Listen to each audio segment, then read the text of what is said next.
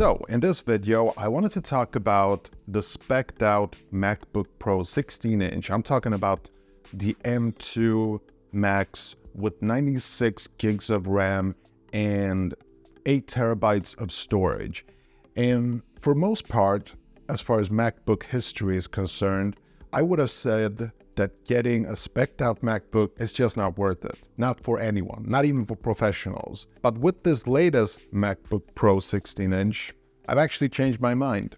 I actually happen to think that getting a specced out MacBook Pro 16-inch today in 2023 is actually a good idea.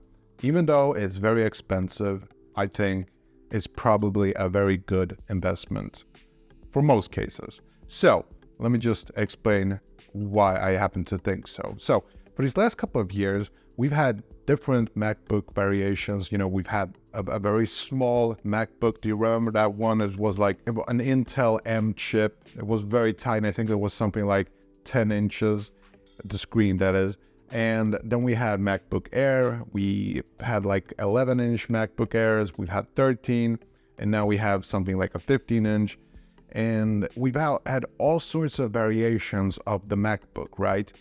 When we had the Intel versions, it was a very different situation because the Intel chip was a very big limitation.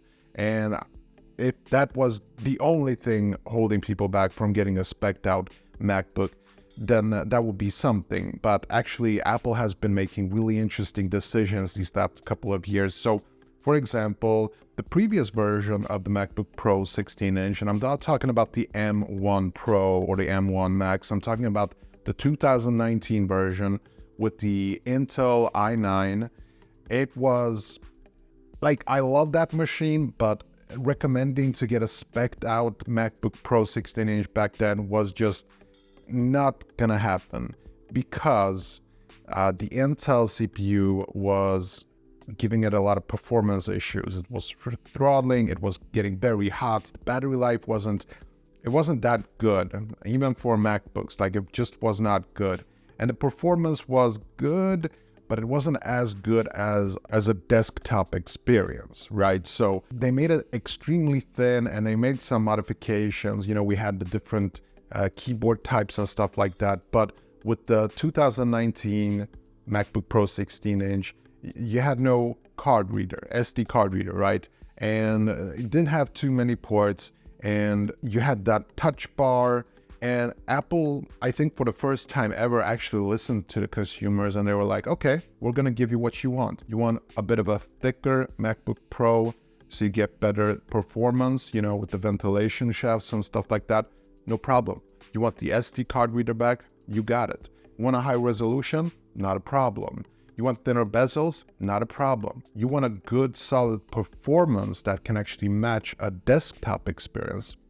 With the M1, the M1 Pro, and the M1 Max, all the way to now where we are today in 2023, we got the M2 Pro and M2 Max. Things are very, very different. And it was actually a famous YouTuber called MKBHD who said that now when he travels, when he's doing editing on the road, he doesn't have to pack his Mac Pro in a big suitcase. He can actually use a laptop to edit his videos. Now, you need to, of course, keep in mind that MKBHD is the type of person that films in 8K RAW. You know, he really does need the performance for it. You can't do that stuff on a MacBook Air with the M1 chip, but with the M1 Pro and the M1 Max, things definitely change.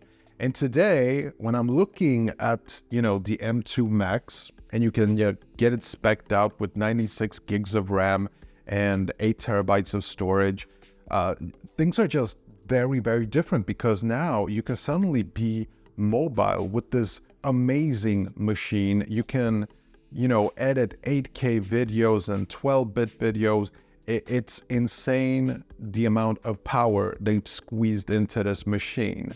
Now, one thing that will be holding people back from actually purchasing it, and this is one of the most common comments that I get, is like, oh, should you get one now or should you wait for the next version? And this is something that all tech enthusiasts are always hesitant about talking about because you never know what the next version of the MacBook Pro is gonna be like, right?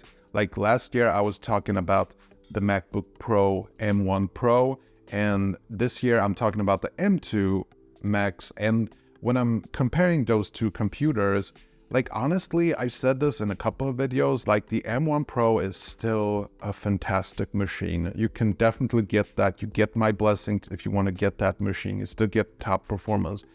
But why would anyone want to get the M2 Max specced out? Well, there's a simple reason for that.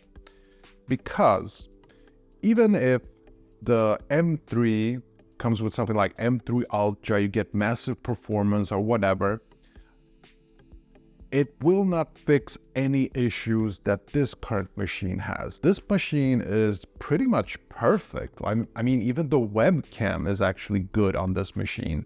The battery life on the MacBook Pro 16-inch is fantastic. It's something like 20 hours. Of course, it all depends on how you use this machine. But this machine is, yes, for the first time ever, I am actually recommending a specced out MacBook Pro 16-inch.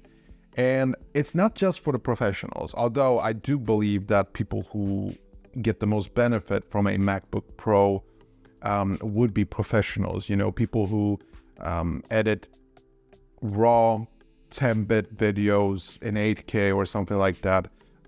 It makes absolute sense to have this. Like, this machine is a bit of an investment. It's an expensive one, the specced out MacBook Pro 16-inch today, it's like investing in your future, and this computer will last you a really, really long time. Now, I can only speculate and guess how long a MacBook Pro 16-inch, if you buy one in 2023, a specced out, how long it would actually hold. I'm gonna have to guess that it's gonna be something like 6 or 7 years, which some might criticize me for, and might say that's irresponsible of me to even say, because you just don't know what the next versions of MacBooks will be like. And so yes, you can get maybe better screen resolution, although I can't imagine the screen getting any better than this. Not to mention the fact that this one has high refresh rates, you know?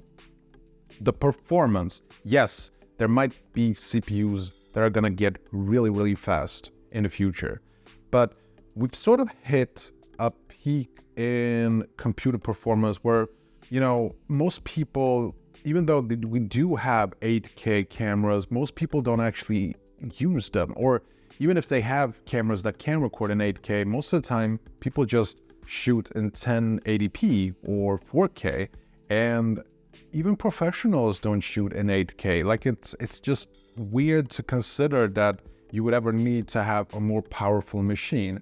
Now, of course, in the future, as I look back at this video, I'm probably missing something. You know, there's something going to be in the future, maybe something that has to do with augmented reality, you know, with the Apple Vision Pro. Maybe computers are going to have to edit some kind of 3D 360-degree video or something like that in 4K or 8K or something like that. So yes, maybe then we are talking about this MacBook not getting the job done. But personally, I think we're a couple of years away, at least like 3 years away from that reality happening. You know, when your smartphones film in 360 degrees, they cover everything, and you want to edit that in 4K or 6K or 8K, then yes, I suppose that the M3 Ultra or Ultimatum or whatever they'll call it, it's going to be required to even be able to edit those type of videos.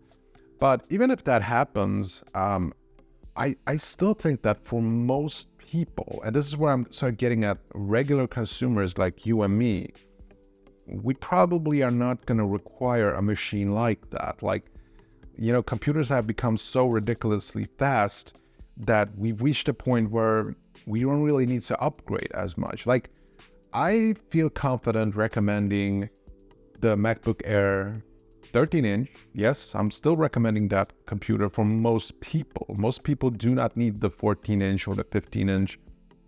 The M1 does make such a big difference in the everyday scenario for most people. You know, you don't need a fast M2 Ultra machine.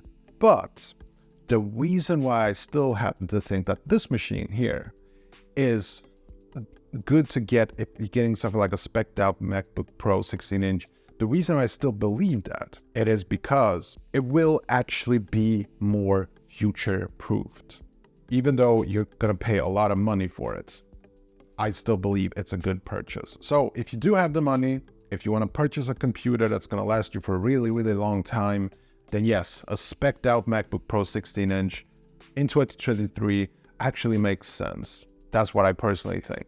Now, personally, I don't need a specced out M2 Max MacBook 16-inch, but I'm just saying that if you're on the market to get a new MacBook Pro and you're considering and you have the means to get a specced out version of it, if you have that money, I would not hold it against you if you actually bought it. Okay, that's all I have for today. Hope you enjoyed this one, and hopefully I'll see you in the next one. Take care. Bye.